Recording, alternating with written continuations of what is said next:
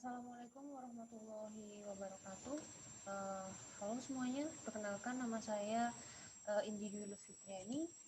Kali ini saya akan mempresentasikan terkait tugas UK1 dari mata kuliah Seminar Hubungan Internasional. Pada tugas ini kami diminta untuk mereview dua jurnal yang kami anggap masing-masing mahasiswa memiliki ketertarikan terkait topik yang diangkat oleh jurnal tersebut, di mana di sini saya mengambil dua jurnal.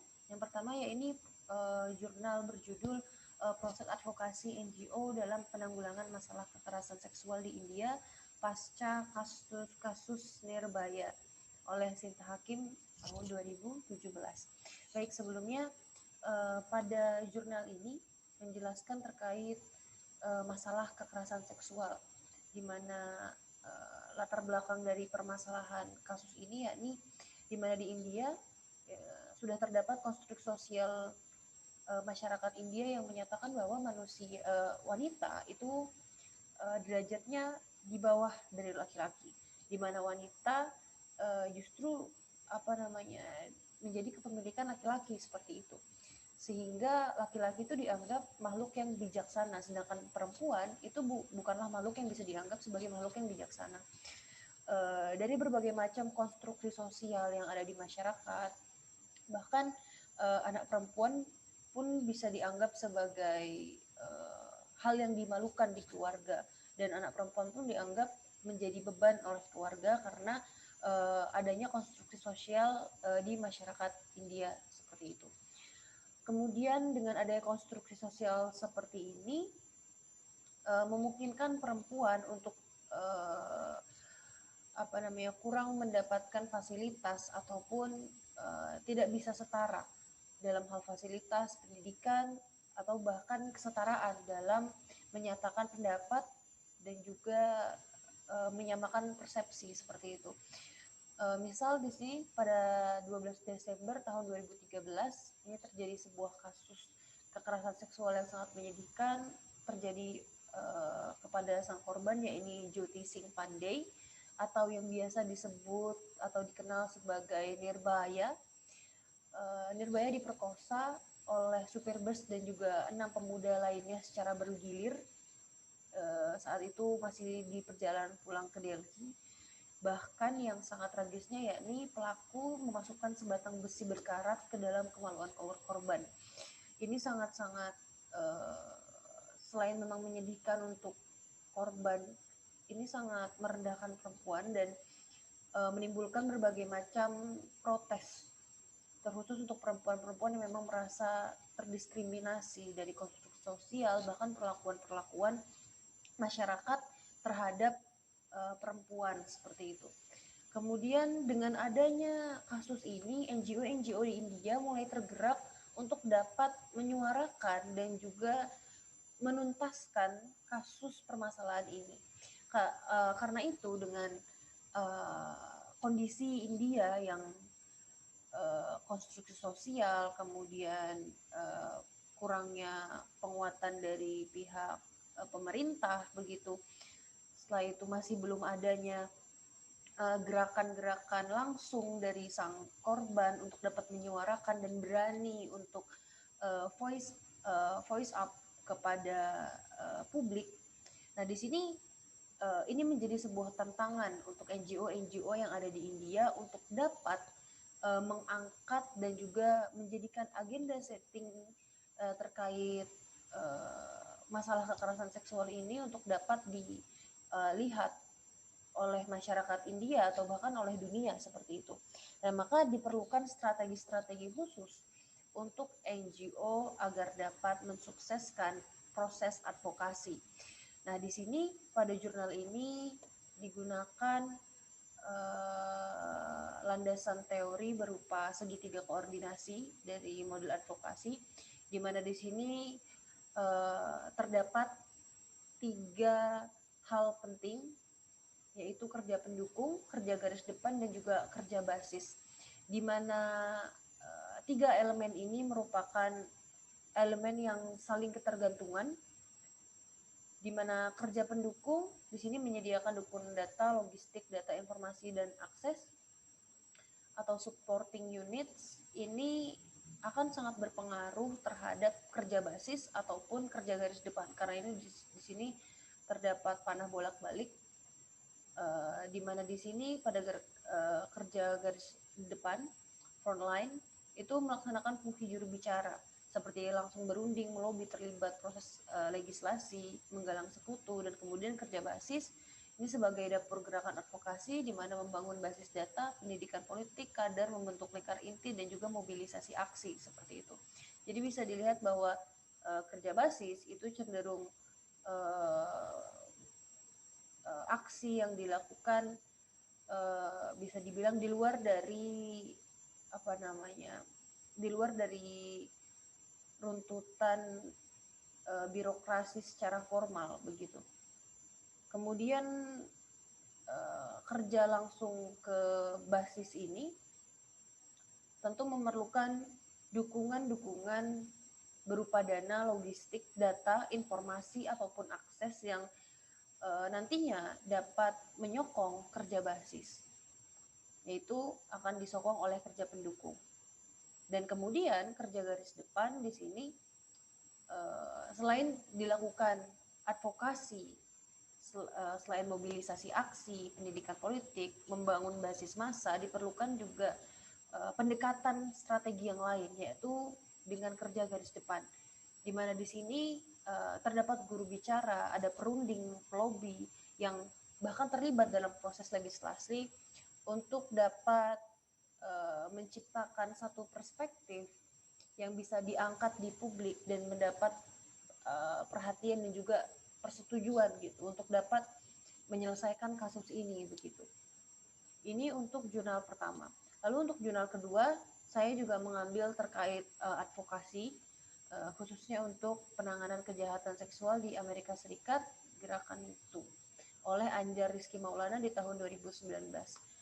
Gerakan sebelumnya perlu diketahui dulu bahwa gerakan itu ini mulanya itu tidak begitu besar, karena MeToo sendiri, gerakan ini mulanya itu digerakkan dalam usaha menyuarakan suara-suara korban kekerasan seksual, terutama kaum-kaum perempuan yang berkulit hitam dan juga perempuan muda yang berasal dari kondisi perekonomian yang masih rendah.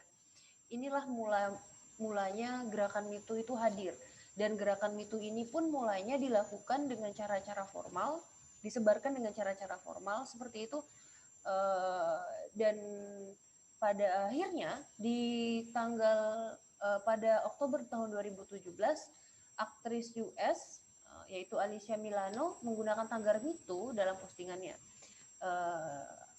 Aktris ini menggunakan tagar MeToo karena beliau memiliki pengalaman terkait kekerasan seksual, dan pada postingan itu secara tidak langsung aktris ini mengkampanyekan terkait kekerasan ataupun kejahatan seksual begitu. Dari postingan artis Hollywood inilah yang kemudian menjadikan gerakan MeToo ternyata semakin berkembang dan semakin dilirik, tak hanya di Amerika tapi bahkan di seluruh dunia seperti itu. Berdasarkan gerakan MeToo ini sendiri, selain semakin melebar di seluruh dunia, bahkan target-target audiens dari gerakan ini pun semakin meluas. Yang mulanya hanya perempuan kulit hitam dan juga perempuan yang berasal dari kondisi perekonomian yang rendah, di sini perempuan yang bahkan tidak hanya terbatas dari beberapa ras, bahkan laki-laki pun tergabung di dalamnya, LGBTQ, dan juga segala status pendidikan, ekonomi, dan juga sosial, dan bahkan lainnya.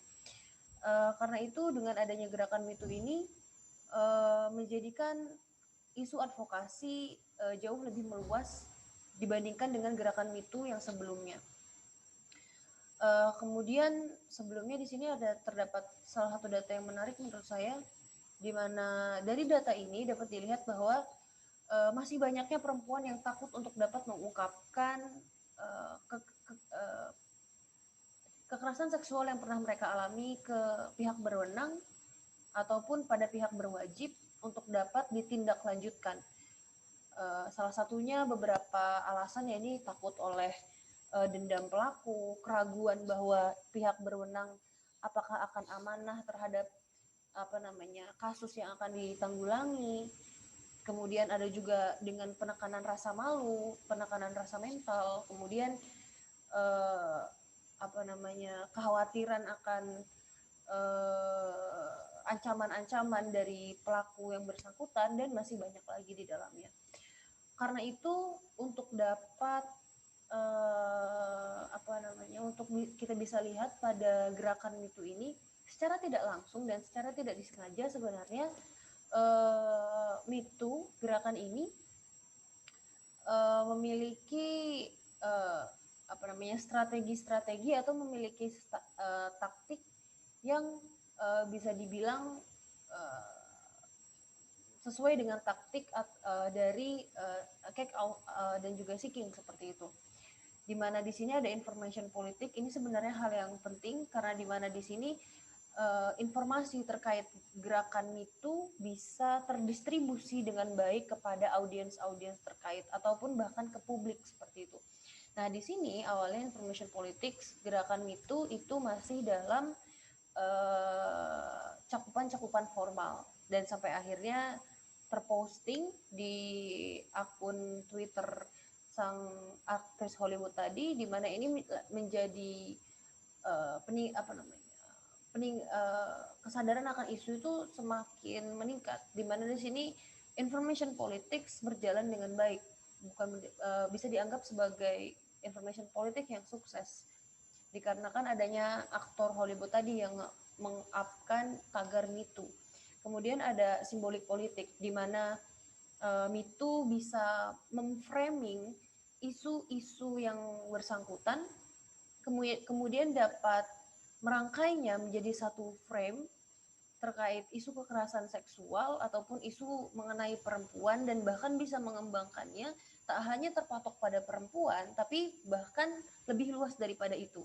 Bahkan laki-laki pun tergabung di dalamnya, LGBTQ, kemudian status pendidikan, ekonomi, dan lain-lain sebagainya. Kemudian ada leverage politik, material dan moral leverage, di mana di sini gerakan MeToo bisa menekan, bisa dibilang mobilization of shame dari para individu bahkan untuk dapat bisa merasa malu apabila melakukan kekerasan seksual terhadap seseorang. Jadi bisa dibilang ini adalah punishment sosial dengan bisa menggerakkan mobilization of shame dari seseorang. Sehingga ini bisa dibilang sebuah taktik secara halus yang cukup baik untuk bisa mencegah kekerasan seksual untuk tidak dapat terjadi kembali. Dan yang terakhir, accountability politik. Nah, di mana di sini terjadi monitoring dan juga iligasi. Mungkin tidak dilakukan secara formal, tapi secara bertahap gerakan MeToo ini tentu tetap monitoring atau tetap memperhatikan seperti apa sih kasus-kasus kekerasan seksual dari tahun ke tahun, apakah meningkat, apakah tidak, dan jika meningkat, tentu akan diadakan proses advokasi kembali seperti itu untuk dapat menekan kasus-kasus terkait kekerasan seksual. Kira-kira seperti itu, dan sebelumnya untuk tulisan yang ingin saya bawakan pada proposal skripsi saya, sebenarnya saya ingin membawakan terkait dua topik yang saya masih memikirkan dan masih meriset terkait dua hal ini. Saya ingin mengambil kajian gender atau mengenai lingkungan. Jadi kedua topik yang low politik seperti itu, di mana relevansi dari dua jurnal yang sudah saya jelaskan sebelumnya ini, saya ingin mengambil landasan teori yang mereka gunakan juga. Karena saya memiliki fokus NGO, maka saya tertarik sekali untuk dapat menganalisis suatu kasus atau suatu isu dengan berbagai macam model advokasi dan juga berbagai macam taktik yang ada di jaringan advokasi transnasional. Mungkin sekian presentasi yang bisa saya sampaikan. Saya akhiri, terima kasih. Wassalamualaikum warahmatullahi wabarakatuh.